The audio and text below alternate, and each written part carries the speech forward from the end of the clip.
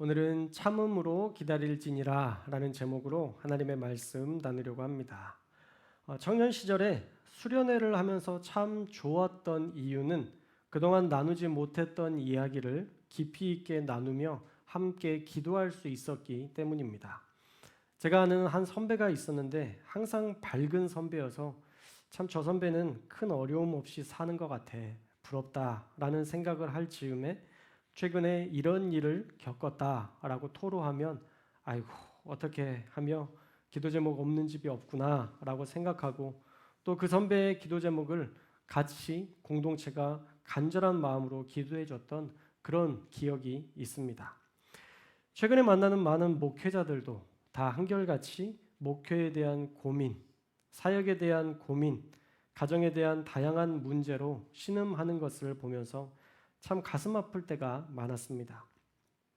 자주 말씀드렸지만 최근에 더 자주 말씀드리는 것 같지만 교회에 다닌다고 해서 문제가 전혀 없을 것을 기대한다면 그건 1차원적인 믿음입니다. 다시 한번 정확히 성경을 근거로 해서 여러분들의 인생을 정리해 드리면 기독교인들도 문제와 더불어 사는 인생이라는 것을 우리는 인정해야 합니다. 자, 오늘 말씀에서도 기독교인들이 겪는 고난을 언급합니다.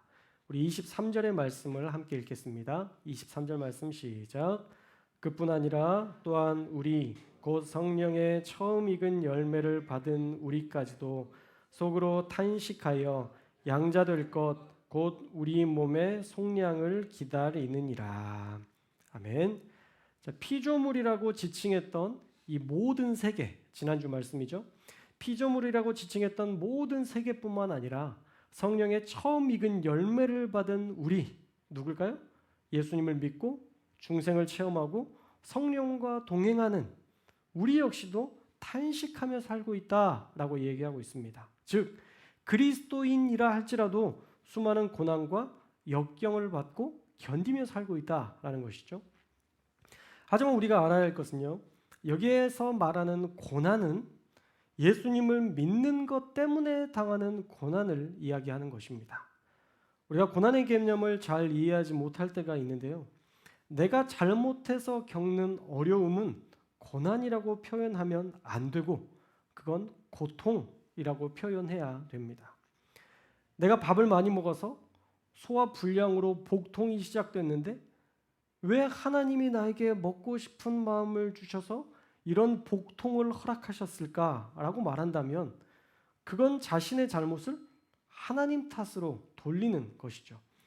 사실 이런 상황은 내가 스스로 만든 고통이기 때문에 고난이라고 성경이 말하는 고난이라고 표현할 수 없습니다. 또한 우리의 삶을 보면 사실 하나님 때문에 고난을 당하는 일들이 많지 않습니다. 전도하다가 고난당하는 일 여러분 흔치 않잖아요? 예배드리러 온다고 여러분 고난당하지 않잖아요? 남편이나 가족 때문에 엄청난 핍박 때문에 교회를 나올 수 없지만 그럼에도 불구하고 교회를 나와서 예배드렸다면 그건 고난이라고 표현할 수 있지만 우리 인생에서 사실 하나님 때문에 당하는 고난은 점점 줄어들고 있습니다.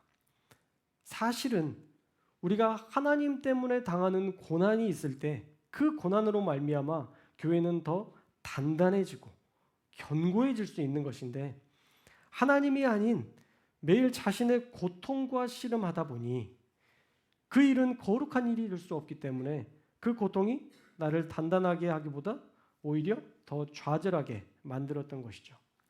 그게 고난과 고통의 차이점입니다. 물론 그 고통 때문에라도 기도하고 무릎 꿇고 하나님을 의지했다면 좋았겠지만 사실 그렇지 않을 때가 많습니다. 늘 내 마음 다독이느라 시간을 허비하죠. 정작 하나님께 기도하거나 도우심을 구하는 것보다 어떻게 하면 내 마음을 추스릴 수 있을까? 어떻게 하면 위로받을 수 있을까에 초점이 맞춰져서 하나님으로부터 오는 위로는 구하지 않을 때가 많습니다. 우리 사랑하는 성도 여러분, 거룩한 일을 위해 싸워야 단단해질 수 있는 것입니다. 지금 로마서의 독자였던 로마 교회 성도들은 하나님을 믿는 것 때문에 당하는 고난으로 탄식했던 거예요. 그리고 그 고난을 어떻게 이겨내는가? 23절 말씀에 보시면 양자될 것, 곧 우리 몸의 속량을 기다린다라고 말씀하고 있습니다. 즉 우리에게 예비하신 천국을 기다리며 인내하고 있다라고 말씀하는 거예요. 이 땅에서는 유대인들이 박해하고 로마라는 제국이 압제하여 기독교인들을 탄압하고 짓누르고 죽이며 그들을 고통스럽게 하지만 그들은 우리 몸이 속량될 그날을 기다리며 천국을 소망하며 천국을 기다리며 살았다라는 것입니다. 앞서 말한 모든 세계가 그랬던 것처럼 말이죠. 자, 지난 말씀과 오늘 말씀을 정리하면 세상의 모든 존재들은 기독교인까지 포함해서 세상의 모든 존재들은 그 마지막 날 예수님의 재림을 기다리며 그날을 고대하며 이 땅에서의 삶을 살아내야 한다라는 것이 사도 바울의 결론입니다. 그런데 문제는 그 하나님의 나라가 우리의 눈에 보이지 않는다는 거예요. 수시로 우리 성도들이 천국에 좀 다녀온다면 좋겠지만 누가 다녀왔다고 확실히 봤다고 말하는 사람들의 간증을 우리가 흔히 접할 수 있다면 좋겠지만 그런 것도 아니고 또 지금 나의 삶도 바빠 죽겠어서 하나님의 나라를 생각하며 살 겨를이 없는 것이죠. 그런데 그 삶이 하나님의 나라를 전혀 소망하지 않고 하나님의 나라를 전혀 고대하지 않고 있다는 그 삶이 사실은 우리가 잘못 살고 있다는 명백한 증거라는 것을 알아야 됩니다. 우리가 그리스도인이라면 우리는 하나님의 나라, 그 위대한 소망의 나라를 기억하며 이 땅에서의 삶보다 그 땅에서의 삶을 위해 더 많은 시간을 투자하고 우리의 삶보다 그 땅에서의 삶을 준비하며 살아야 하는 것입니다. 하지만 그게 어려운 이유는 앞서 말씀드린 것처럼 그 나라가 우리의 눈에 보이지 않기 때문이에요. 그러나 여러분, 우리가 어떻게 예수님을 믿었습니까? 여러분들이 예수님을 보셔서 예수님을 믿었나요? 그런 분은 한 분도 없을 겁니다. 예수님이 보이지 않아도 우리는 예수님이 우리를 사랑하셨고 우리를 구원하시기 위해서 십자가에서 죽으셨다는 것 우리는 믿습니다. 보이지 않아도 얼마든지 우리는 그런 믿음을 가지고 지금까지 우리의 신앙을 지켜왔습니다. 우리가 보였기 때문에 믿었나요? 아닙니다. 그 믿음은 사실 보이지 않습니다. 우리의 믿음, 보이지 않아도 그 믿음은 확실하고 그 증거는 명백합니다.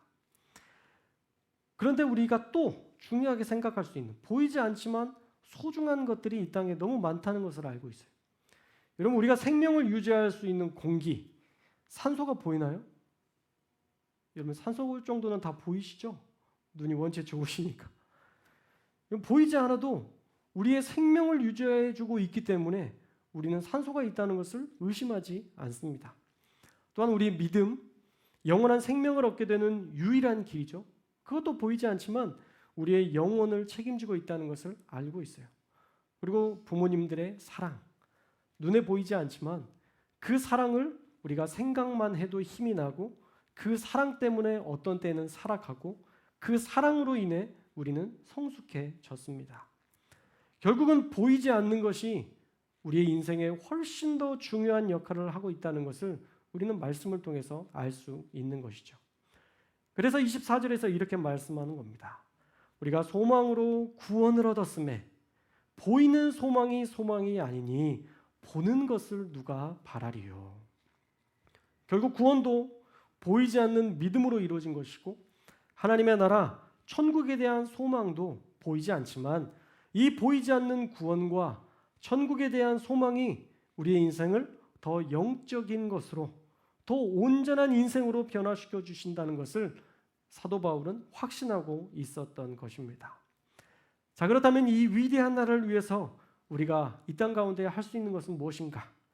25절 말씀처럼 그 나라를 바라며 우리는 인내하고 참고 견뎌내야 되는 것입니다. 자, 우리 25절의 말씀을 함께 읽겠습니다. 25절 말씀 시작.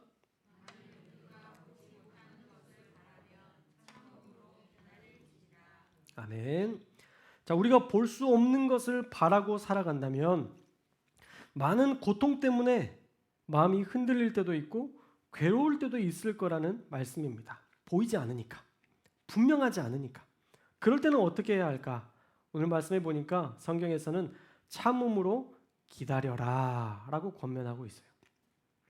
여기 나오는 참음이라는 단어는 사실 인내라는 단어, 휘포메네라는 단어를 사용했는데요.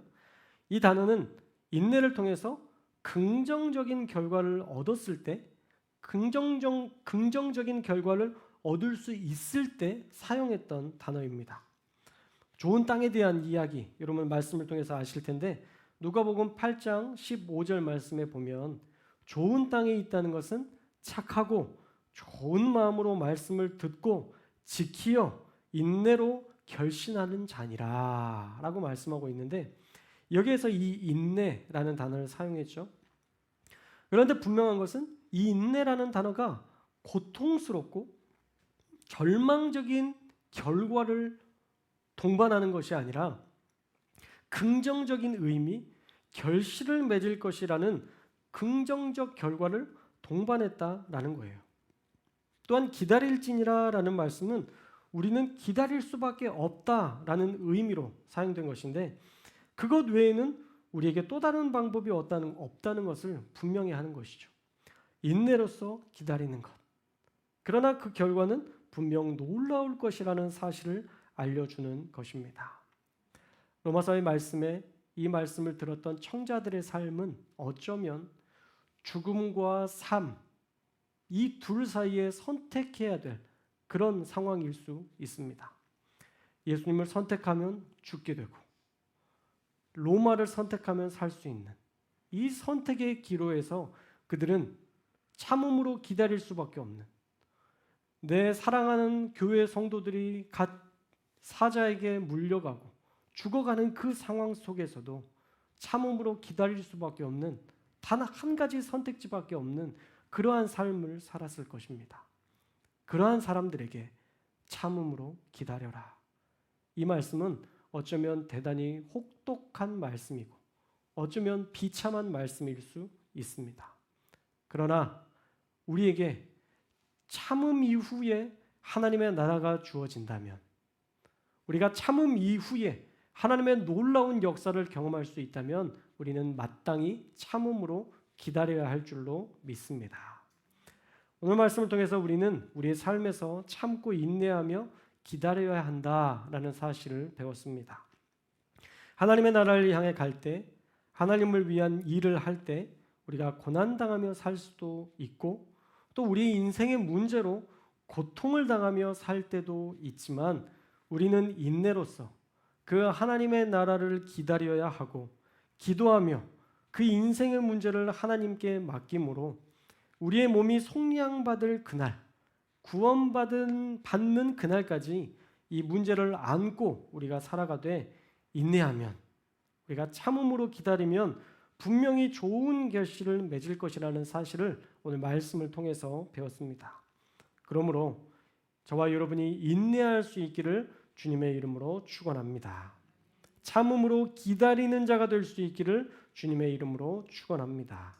하나님의 나라, 그 좋은 하나님의 역사가 있다는 것을 우리가 소망하며 살아갈 때 우리는 이미 예비하신 가장 좋은 것을 누리며 마침내 주실 가장 좋은 하나님의 나라를 소유한 그 백성으로 살아가게 될 줄로 믿습니다. 우리의 인생을 하나님께 맡기고 참고 견디며 하나님의 역사를 기다리는 저와 여러분들 다 되시기를 주님의 이름으로 축원합니다. 기도하겠습니다.